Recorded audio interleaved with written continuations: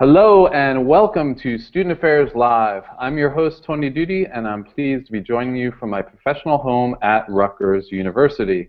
We broadcast on the Higher Ed Live network, and you can tune in to Student Affairs Live along with my brilliant friend and co-host, Heather Shea Gasser, Wednesdays at 1 o'clock Eastern Time. Now, if you're unfamiliar with past episodes, I highly recommend you check out and favorite the archive link that we're tweeting out now. We're proud to have covered over 100 important topics with over 200 of the very top practitioners, scholars, and experts in the field. And in a moment, I will introduce you to our fabulous guests, but we can't do that without first giving a shout out to the sponsors that make Student Affairs Live possible. Higher Ed Live is produced by M. Stoner, a marketing communication firm that works with education institutions on branding, strategy, web design, and more.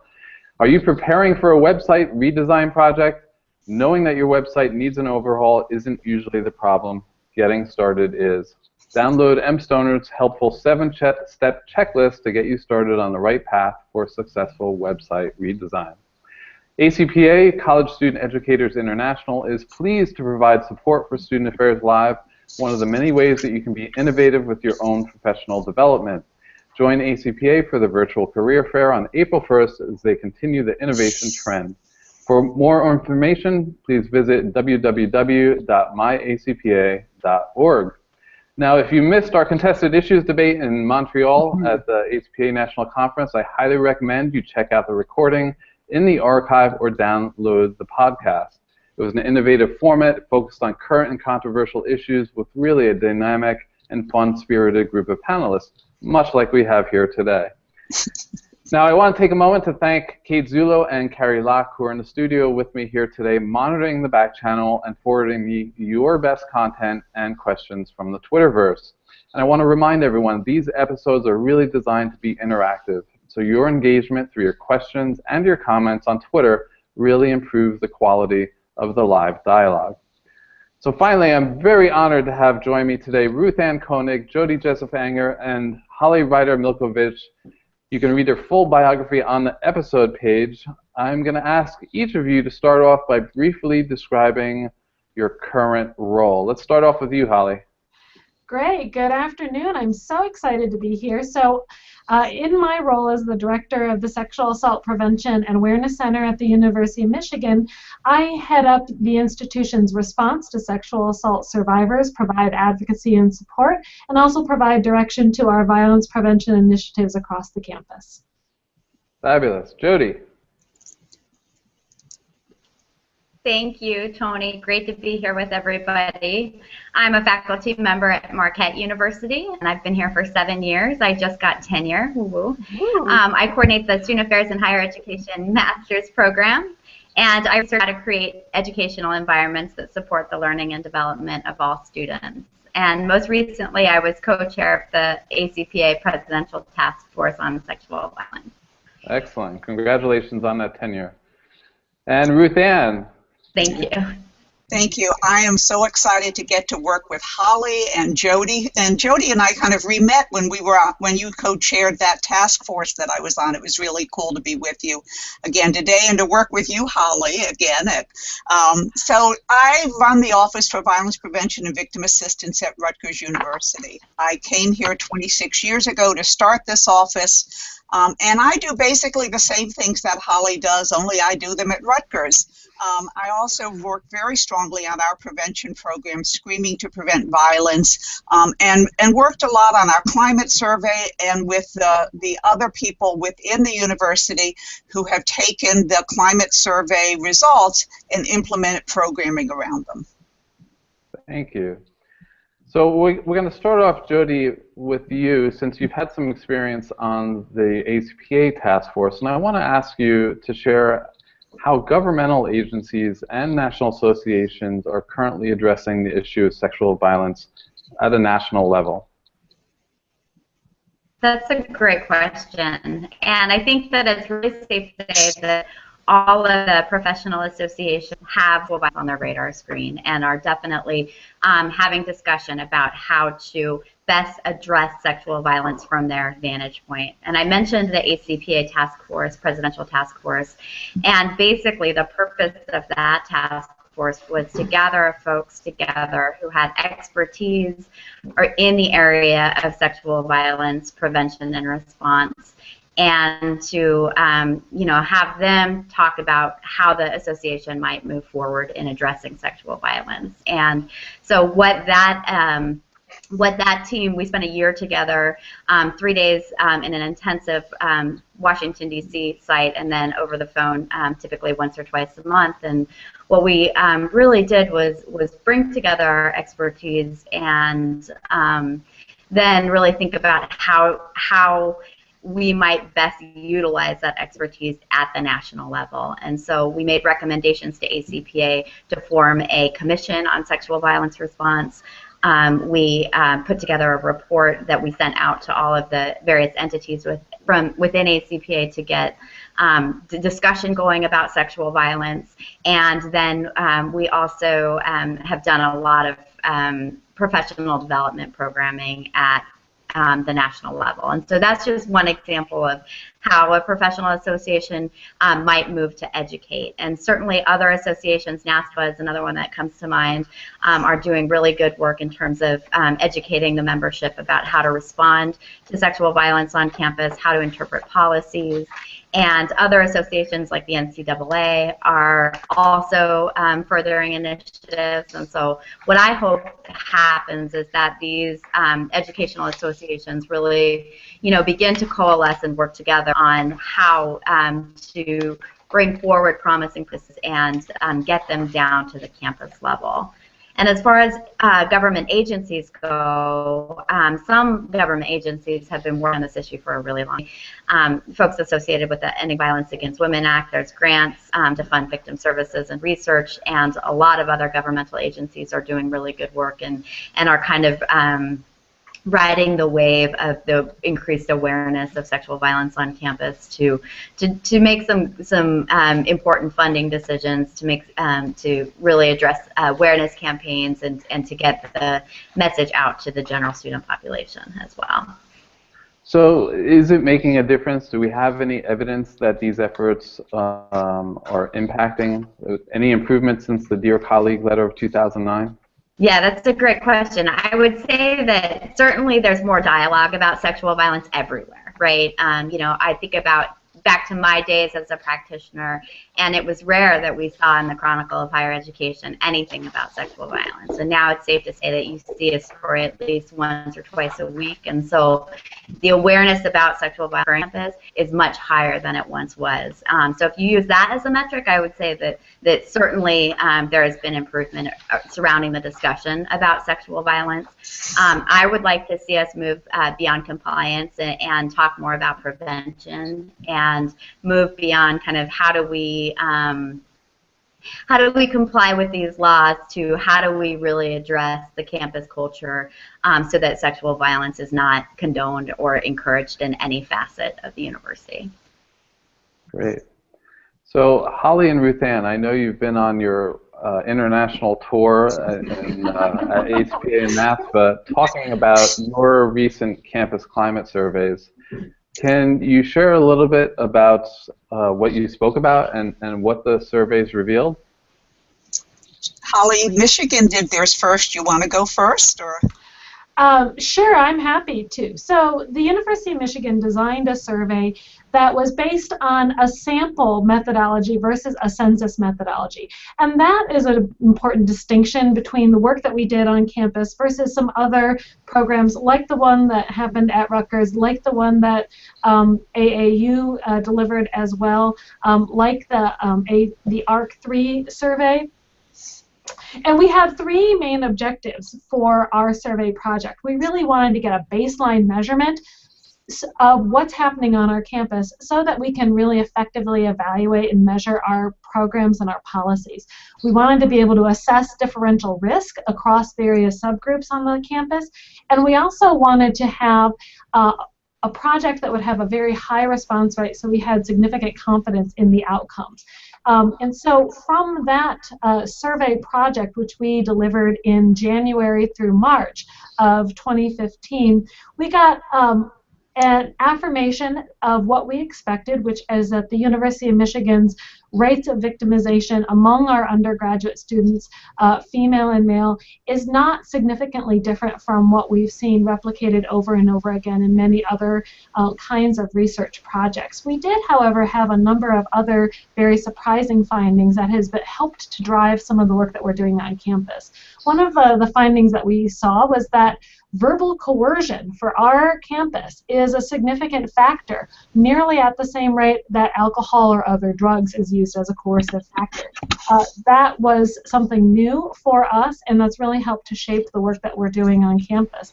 Additionally, like other campuses, we found that we did have some groups of students who are at higher rates of victimization than the general population. Our LGB students, our students who are involved in club sports, our students who are involved in Greek life, our students who are underrepresented minorities are having higher rates of victimization. So those are two of the findings, along with other findings that we had. And I'll turn it over to you, Ruth Ann, to talk more about some of the work you did. So Rutgers really was about to get some funding. We were going out looking for funding to do a climate survey when the White House called Sarah McMahon, Dr. McMahon from the Center on Violence Against Women and Children. And as I often said, when the White House calls, people listen. And they had asked that Sarah consider piloting a survey that they had developed, and Sarah, being the really good researcher that she is, said, I'd like to look at the survey first, which she did, and when she found out that Vicki Banyard had played a very key role in developing it, said, sure, we'll do this. And the first thing that we really decided to do was to put together a research team and an advisory board of key stakeholders so that we made sure that we had input from so many different people to begin to figure out what is it that we wanted to learn and how are we going to learn that. We, unlike Michigan, decided to do a census survey, so it went out to all of the undergraduates and graduates. That's about 45,000 people on the New Brunswick campus. We had close to a 30% response rate, and we were delighted with that. And a lot of what we learned was that, one, is that you have to really build capacity to do this. Doing a climate survey is not a check-off kind of behavior. You have to build capacity, you have to figure out what it is that you want to learn, how are you going to learn that, and really plan from the beginning, having a solid plan of how we want to do this, and how we're going to be flexible when things don't always work out the way that you intend them to be. We have the advisory board met with the research team very regularly, and once we got the survey where we thought it was, we piloted it with some students to see if it really worked and how long it took, because students are not that interested in taking a half-hour survey. And so we tried to make it really concise and to answer the questions we were looking for. One of the things that we learned is that, like Holly, we were very similar to what other campuses are. We learned that 24% of our women students had had some type of sexually violent experience before coming to Rutgers. And once they got here, 1 in 5 women students had that. We also learned that about 5% of undergraduate males reported at least one instance of unwanted sexual contact since coming to Rutgers. But like what Michigan learned, we learned that students who did not identify as 100% heterosexual were 2 to 3 times more likely to be experience some type of sexual violence since coming to college and before coming to college. What I found really interesting about this also, I mean, these were really kind of replicated from the data, a lot of it from Mary Costa's seminal research in the 1980s that has been done over and over and over again. But what I found really interesting about this is that students at Rutgers wanted to learn more about this issue. And so when we started to do our focus groups after we did the quantitative research, we were prepared that nobody was going to want to come to a focus group and talk about something so intimate. And all of these incentives were developed, and flyers and things to go out on social media.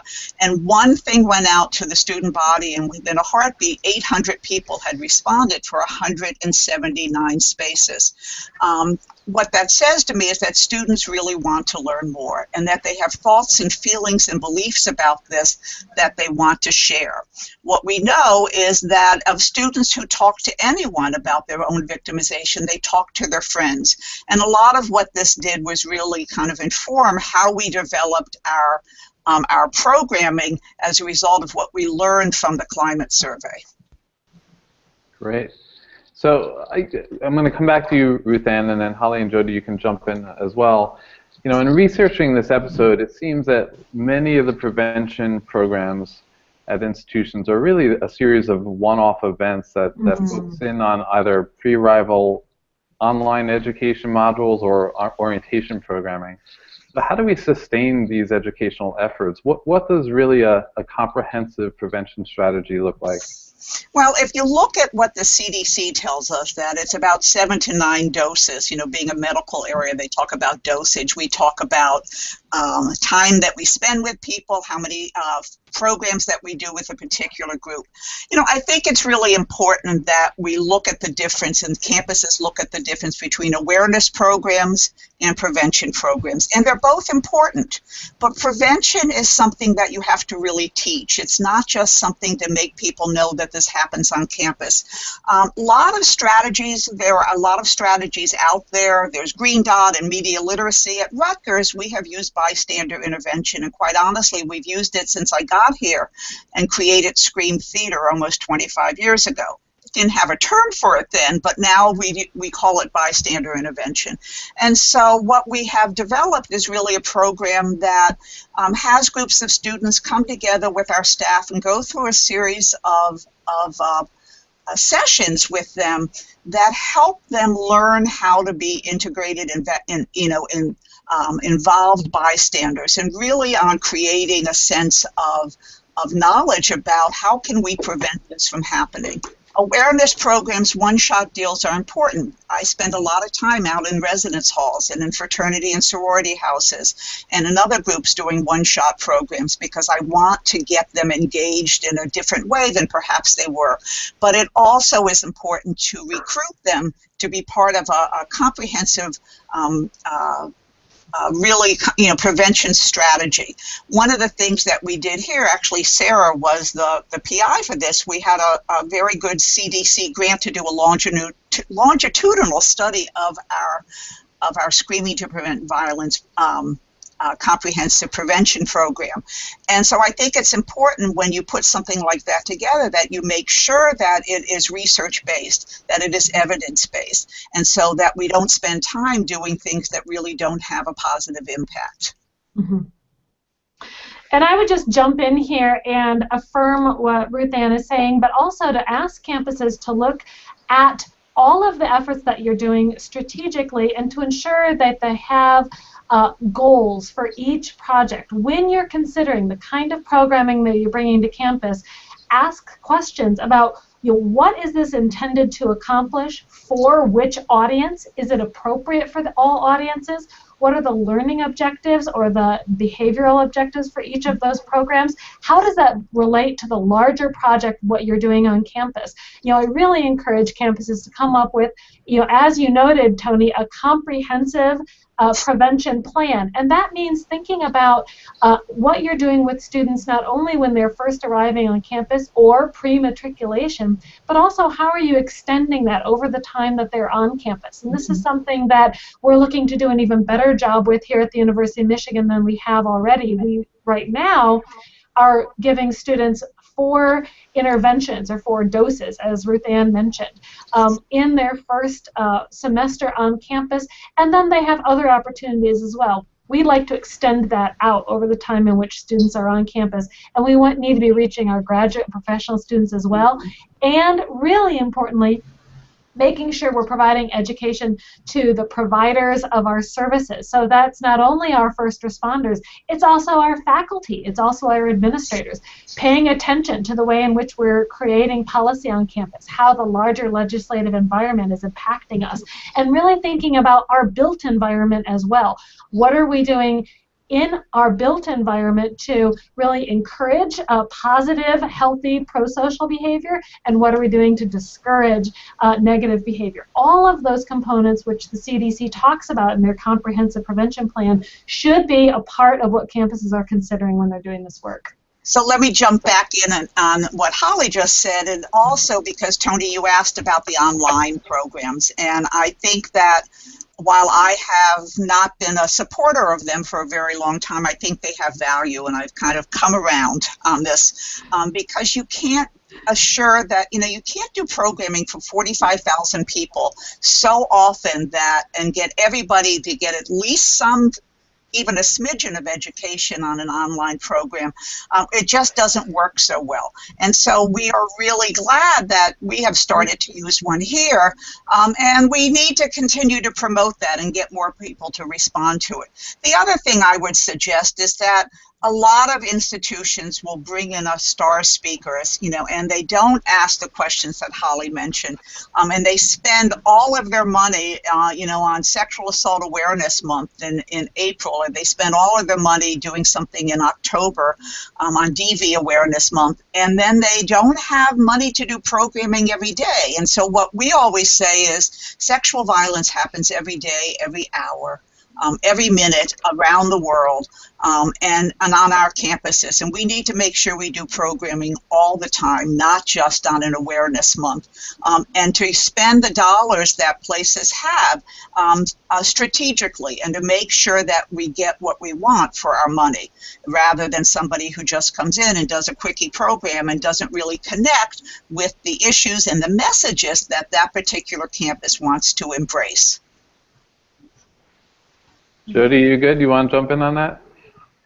I do want to jump in with just two more things. I echo exactly what Holly and Ruth Ann are saying about taking a comprehensive approach instead of a one-shot awareness approach. I also think that really this is where student affairs training comes in that we need to focus on ensuring that we have developmental sequencing in our programs, that we're not presenting the same information to first-year students that we're presenting to senior students because their cognitive complexity is certainly greater. I also stress the need for appropriate and differentiated pedagogy. That sometimes poster campaign is effective, but it's not effective in isolation. And certainly having a poster campaign, perhaps with an online module, perhaps with some speakers in the residence halls and a bystander approach, all of those approaches are going to affect students differently and engage students differently. And sometimes the student will be engaged by seeing a poster, maybe if they've been a victim or a survivor in the past, in a way that they can't be if they're in, if they're going through a module, and that might be what it takes for them to reach out. And so, really varying those pedagogical strategies to reach multiple audiences is important. And some programming, as you suggested, can be very passive programming, and I think that we need to engage in more of that. We do a bunch of that here so that people can see a poster or they can see something going on outside tabling or whatever it is. So there's lots of ways to get to students, and I think that's important. Mm-hmm. Now, Holly, Ruth Ann mentioned these online modules. Are there any challenges or potential drawbacks to using these kind of modules?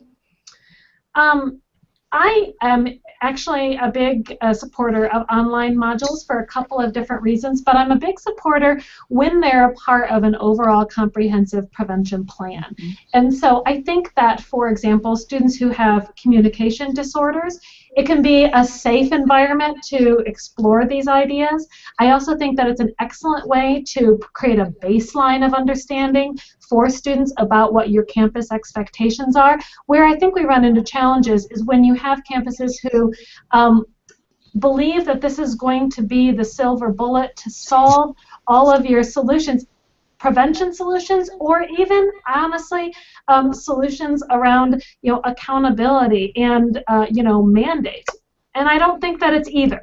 I don't think that one solution, even as good as it is ever going to be enough. So that's your first challenge, is having online programming be part of the layer of work that you're doing on your campus.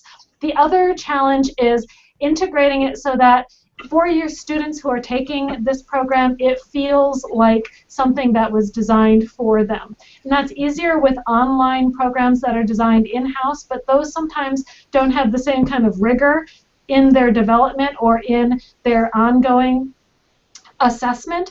And so sometimes national models don't have the customization that can make it feel like something that's specifically for students. And I think that those are two challenges that can be overcome, but can be overcome only with planning and with time and with effort. So we got a great Twitter question from Susan Marine, and she says, I'm concerned with the rash of online programs that aren't based in data theory of the movement. Is that a concern for you? Definitely, that's a concern for me, and I think that that's a really important question to ask when you're considering an online program. What is the data that supports this? What is the research that undergirds the choices that this program is making? What's the pedagogical approach? What are the learning development understandings that are a part of this work? If your online vendor can't answer those questions, along with the really important question of how are you assessing if it's effective? Does this actually deliver what it's expected to deliver, aside from meeting compliance needs, which is the floor, not the ceiling of the work that we're doing? If they can't answer those questions, it's probably a program that you want to reconsider whether or not that's the best choice for your campus. I think there's another piece to that. It's not just if they can't answer those questions. I think the really good ones will let you do some type of changing and using the language that's appropriate for your campus. The really good ones will work with you in creating the ones that the modules that have the messages that you want to use, and they will help you do that in a way that makes such sense to use them, because they're connecting with your student body. If we had a module here that talked about going to SAPAC, people would have no idea what we were talking about, as just the same as you had one that going to VPVA. So we need to make sure that they are specific to the campus and that they draw on the messages and the ways that people have been creating programming there, and connect with them. It's the same thing when people talk about the issue of consent. Talking about consent is really important, but only as one piece of a comprehensive program, and talking about relationships and talking about violence and interpersonal kinds of violence. One more piece. If that online program isn't delivering information and data to you that you can use to better shape the work that you're doing on campus, it's really a missed opportunity. So that's another really important question to ask, which is who owns the data coming out of that program, and how can you have access, and how can they help you use it? And what do they do? I would add, go ahead. Yeah. And I think Holly's earlier point about how does it fit into your overall strategy is a really important one. I think that oftentimes with an outside vendor coming in and providing a resource, we sort of put all the work onto that vendor, and we don't have the conversation that we need to in order to connect it to the other aspects of our prevention programming. So I know we've been talking about a continuum and spacing it out and doses, but I want to focus in on one dose, and that is the new student orientation program. Jody, can you talk about some unique ways that schools are introducing sexual violence issues during new student orientation? Sure, I can talk about that generally, and then I'll definitely throw it out to Holly and Ruth Ann, since I know that they're closer to the practitioner side of things. One thing that I think is really important is the reality that orientation is overwhelming for students. and they're coming to a new environment. Some of them are leaving home for the first time if they're, leaving to go to college or if they're staying on a residential campus. And so they're worried about, how they might find the first day of classes. They're worried about meeting their roommate. And so to introduce or to put the bulk of sexual violence awareness and prevention in that orientation program is a really difficult thing to do. And so what I think is critical is to assess their developmental readiness, which is small, and then to then go to the basics. What do students need to know right that first day? That the university is there to support them, that the university has resources that will help address sexual violence on campus, and that it has systems to do so, and how to get to those resources. Then everything else, I think, is important to think about later in the semester as the student kind of gets their feet under them. But certainly awareness that the university is committed to addressing and eradicating sexual violence, that it has systems to do so, and that they know who the resources are to contact is important. And then I'll throw it out to Holly and Ruth Ann, who are probably a lot closer to the actual question of innovative programs. Well, you can go ahead, Holly. It's okay. Oh, thank you, Ruth Ann. You're welcome, Holly. A couple of points. Number one, you have new students coming in who are also graduate and professional students. You have new students who are coming in who are returning to campus, who are adult learners. And so I really want for campuses to think about differentiating what kind of messaging they're giving for each of those audiences. Exactly back to Jody's point, that we have to have developmentally appropriate messaging, otherwise the message is a miss no matter how good it is. So that's one point. The other point I'd make is that for those traditional aged incoming first-year students, you often have a set of parents with them. Don't miss this opportunity. Give those parents homework. We have a new parent orientation that goes alongside of our first-year student orientation, and in that new parent orientation, we ask parents to partner with us in spending the time between when they're in those seats and when they drop their student off, really reinforcing ideas about consent, talking about what they what healthy relationships look like for them, letting them know what their own family values are around respect, those kinds of ways to partner with parents to get that message started, and to also make sure parents are on board with what we're going to be talking to their students about is really important. So what we do at Rutgers, and I think is really helpful, is that we spend a lot of time with the orientation leaders. And in fact, they go through our multi-dose program. And we spend hours with them and doing some training and talking about the issues. We listen to what kinds of questions they had last time when they did this perhaps last year. And we incorporate that into some of the training so that it makes it very real for them. And then we spend time, we use Scream Theater, Students Challenging Realities and Educating Against Myths, and it's a peer education theater, and it fits in with all the things that both Jody and Holly have been mentioning that are really important about resources, that we don't tolerate this here, that we can build community, that everybody has some responsibility for prevention, and we do a skit, and then we take, it's very interactive, questions from the audience, and I'm always amazed and overwhelmed by some of the questions that are asked of the students, of our student actors when they remain in character. And then the person who runs it will spend some time saying, okay, there were like 5 different times that there could have been, somebody could have intervened and prevented this. Give me an example of what you could do. And so someone from the audience will raise their hand and try to come up with some idea about what this individual could have done, or what the individual in the skit could have done. And so we have all sorts of little prizes and things that we give to them. And then after this is over, they spend time with their orientation leaders, and they debrief and they talk about it. So we've already done the training for the orientation leaders, so they have a sense of how they can interact with these first-year students, because they really are the first people that they meet here on campus that are their peers. And many of them develop long-term relationships with their orientation leader. They see them on campus, they have a conversation with them.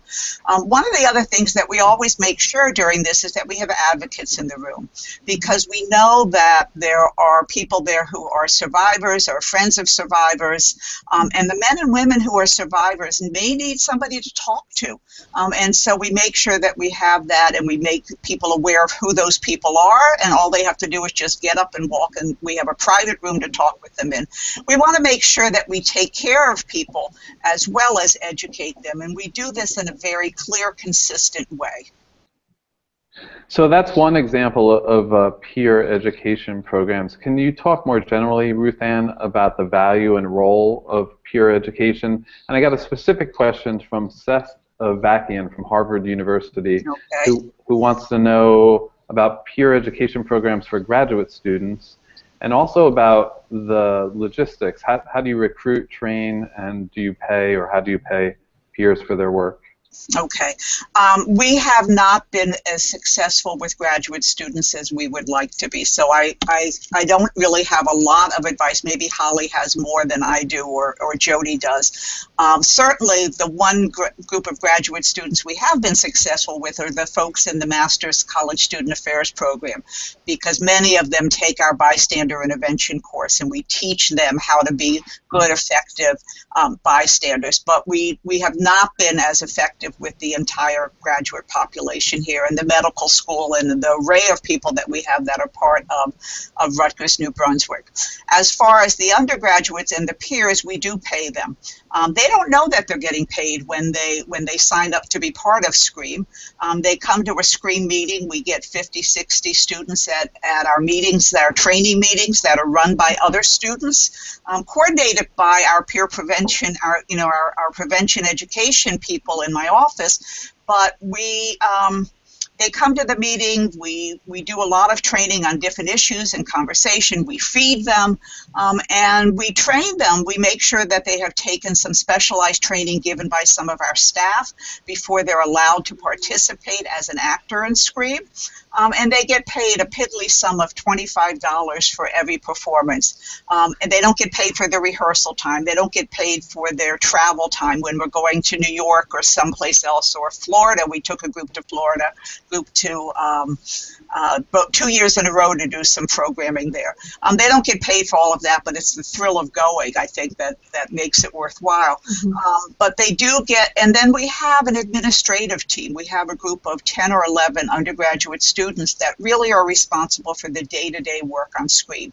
They're the recruitment people, they're the schedulers, they're the people who do the training, they're the people who do all sorts of administrative details for SCREAM, and they get paid an hourly wage. They meet with Brady Root, who's the prevention education coordinator, every week or every other week, and really they are the heart and soul of SCREAM, because they are peers, they are really well educated on the issues. And one of the things I really like about using peers, and this goes back to something that we learned in our climate survey, is that students who have been sexually assaulted will tell their friends. And if we can get more peers engaged in this movement, and get more peers to be involved, and then have conversations with other peers, then I think that it really is almost a diffusion of innovation. It really is telling students the smart ways to do things, and then having them share that with their peers.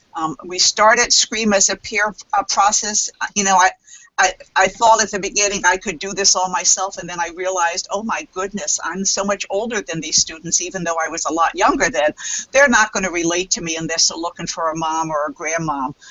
And so I started getting peers involved, and found that that really was the way to go, because of the level of connection between them and the sense of realness that they feel when they're talking with a peer. We've actually had SCREAM students be recognized in Paris, Somebody was over there and they said, oh, I saw you in a Scream performance. We had somebody recognized in New York, and they really have traveled around a lot. And they have a sense of connection with the students that they work with. They also go out and do high schools and middle schools and conferences.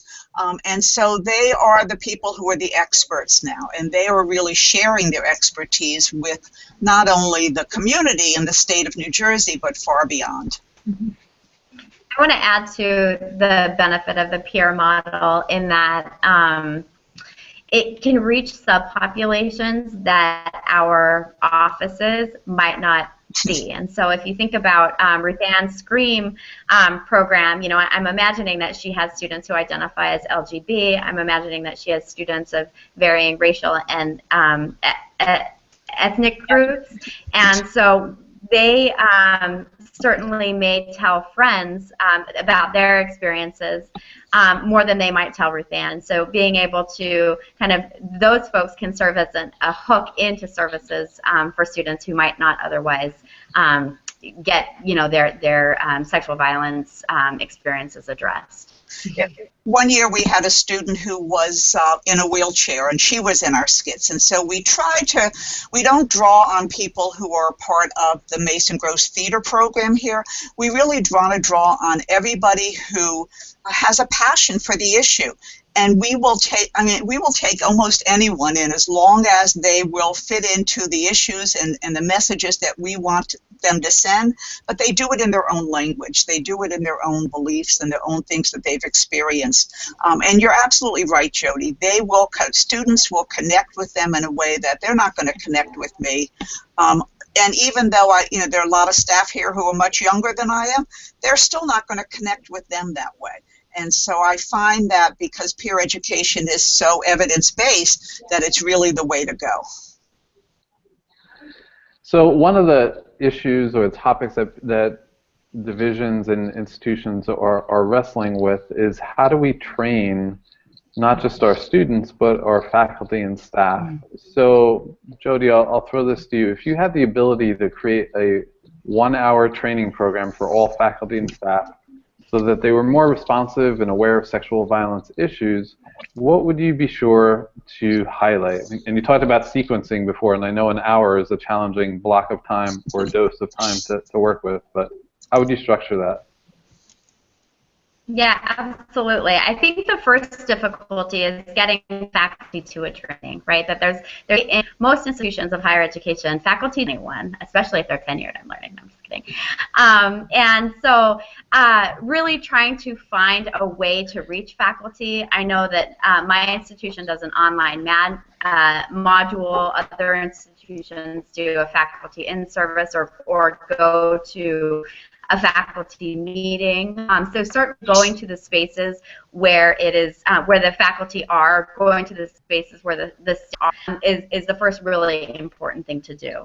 And then I would say, as far as the content goes, certainly an empathic response to victims and survivors is the #1 thing that I wish, were I to create a program, that we would gauge that you know, if a student is reaching out to a faculty member or a staff member, the absolute best thing that person can do is believe the student and respond empathically.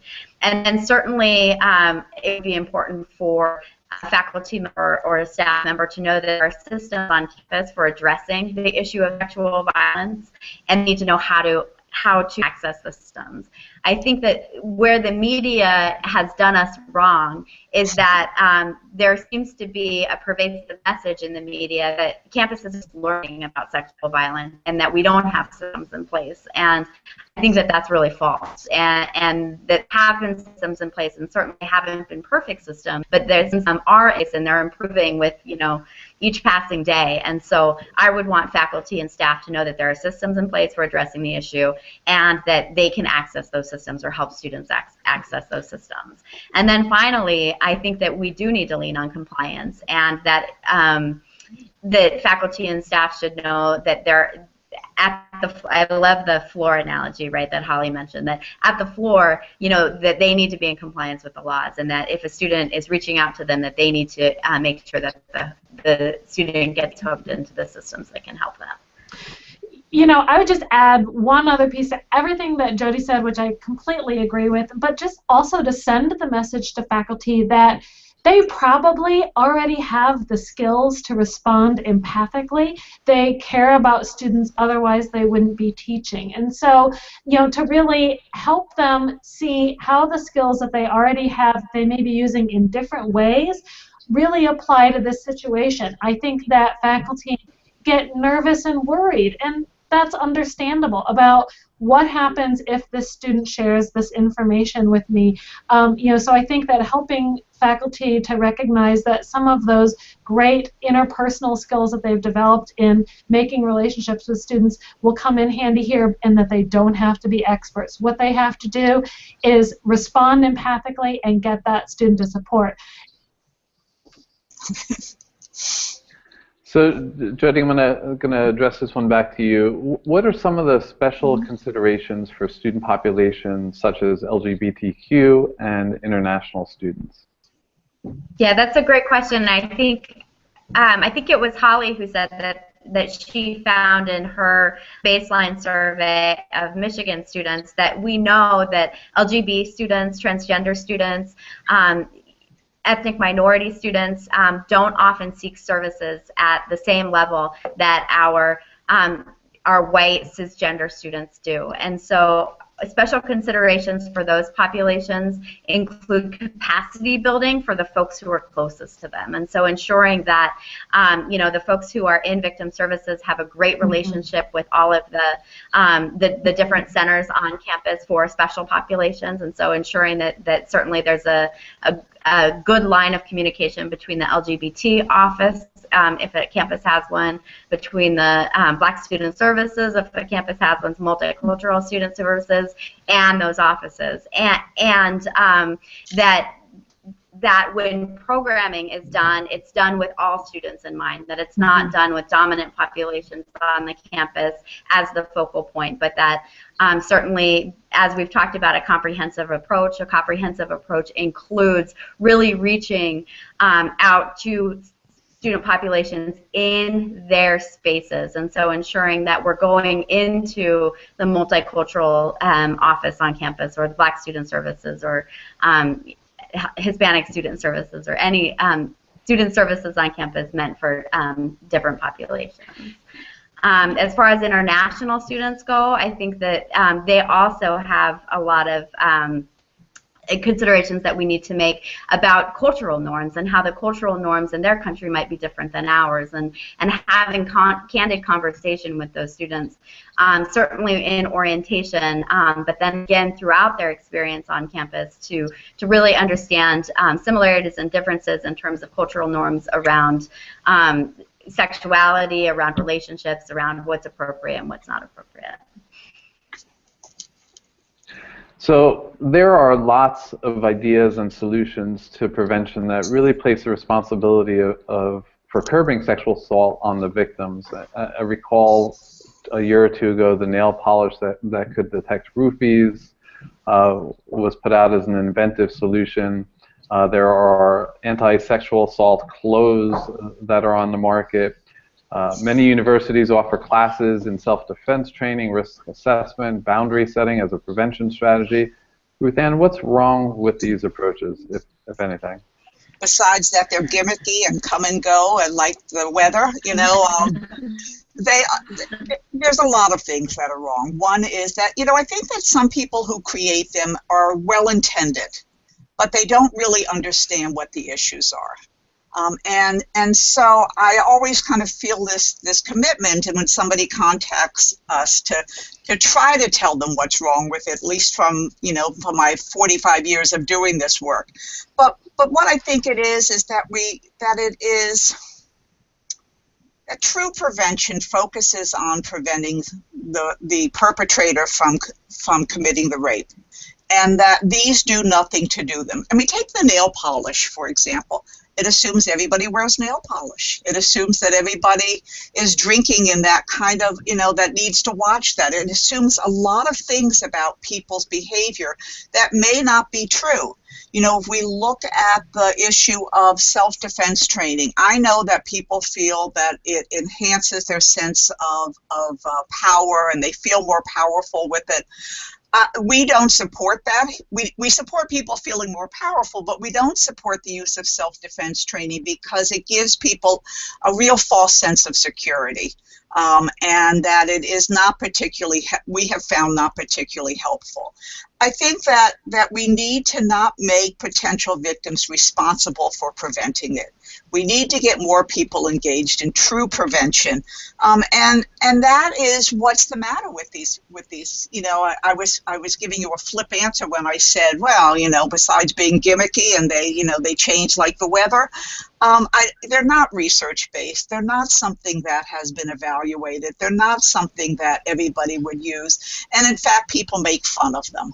I hear students in classes asking me questions about the nail polish a couple of years ago, and they were joking about it, and there's a part of me that says anything that makes somebody feel safer is not a bad thing. I just don't want people to feel like they have a sense of security when they really don't. And I also want them to understand what true prevention is.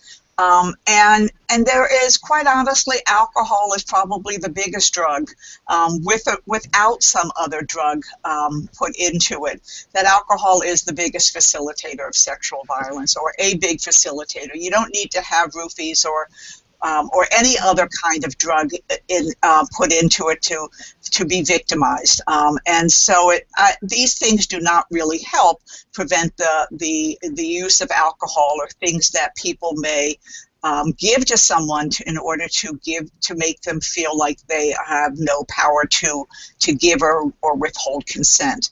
I don't think that they're useful. I don't think that they're helpful, and I don't think that they have been evaluated enough to be evidence-based and to actually be good prevention. Anything to add, Holly or Jody? Gosh, yeah, there are a few products out there that actually make me so mad I can't even speak. Let me put two that people were talking about over the last month that Alex Sylvester from Michigan State brought to my attention. One was We Consent app. That has people say, I consent to having sexual relations. And the other one was called Personal Red Zone, which was essentially a panic button connected to the police. And apparently there was a lot of discussion about those tools. Yeah. Yeah. Personal Red Zone has as its premise that students will understand when they are in situations of danger and have access and the ability to hit a panic button. I don't think that correlates to what we know about how these victimizations most often occur, that you're unlikely to have an app open and your finger on a button with somebody who you think is a really cool guy who you are in a social environment with, or whom perhaps is somebody that you've hung out with a lot before and suddenly something is happening. So I think that really is not reflective of what we know is the case with so many of these victimizations.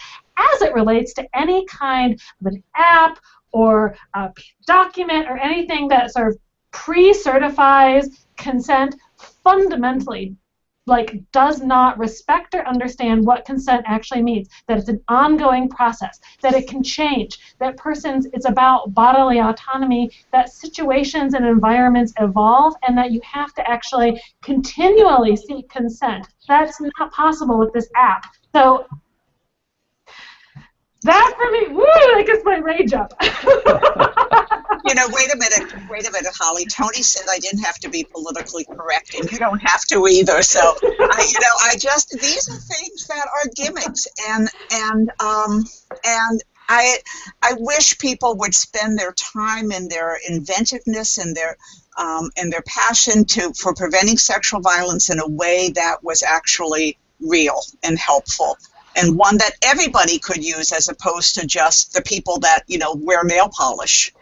Yes. Hallelujah. You know, like one of the things that is such an amazing opportunity about this whole field is that the opportunities to be inventive and innovative, as you just said, Ruth Ann, are huge. There's such a scarcity and a dearth of research out there. And so, you know, I really would so encourage, or, you know, faculty, other organizations and researchers to help us think outside the box. We don't right now have a single evidence, a single program that's been demonstrated to be effective that's in the SAMHSA registry. And for the college-age population, we only have 2 for sexual violence prevention overall. That has to change. That has to change. And I just want to say one more thing, and I think that those people who are inventive, who have that knowledge, who have that creativity, need to work with folks like Holly and I, who work with survivors, who understand what happens, and have held, and Jody, who have held survivors in their arms and know what good prevention is, and know where prevention really rests on people. And so I think that they can't do this in a vacuum. So, you know, Rutgers and University of Michigan are big schools. So, Holly, for schools that might not be able to afford a dedicated office for violence prevention, what are some good practices that they might consider, and who within the university would you recommend take the lead? The first thing I'd say is that it really does take a village. Even here at the University of Michigan, my office, SAPEC, does not do all the prevention, nor should we, because this is something that really rests on the responsibility of so many of us. So what I would say to those schools that may not have the ability to have a sole violence prevention person is to bring your team together. You know, have all of those who touch these various areas to come together and create your comprehensive plan. That really is the most important piece. Understand what each of the pieces that you're doing in terms of prevention and education for your students, what those are, how they fit together, what the unifying approach is for each of those, and what each are intended to achieve and how you're going to track it. If you are able to do that, then you're going to go a long way towards having effective prevention. The other cool thing is that once you document all of that, once you have it in place, you're committed, you're following along, you have a really beautiful documentation of your prevention efforts in case our colleagues in the Clery Compliance Officer come and ask you what you're doing. I think that there's one more piece to that, and that is call people who you know. Use the resources through ACPA and NASPA or any of your other professional organizations. We are all in this together. And I know that we all share, Holly and I and our colleague from Michigan State put together a Big Ten unit for all of the people who do our work in the Big Ten. And if you're in one of the other schools, call one of us. We're happy to share things with you. There's not a lot of ownership as long as you say thanks to Rutgers or thanks to Michigan. But beyond that, we want to share because we all want to prevent sexual violence from happening on your campus and on mine. One last thing I'd say is that every state has a coalition of sexual assault and domestic violence programs. So those state coalitions can be an excellent resource for schools and colleges, as well as community-based organizations that may also have an interest and an expertise in assisting schools and colleges.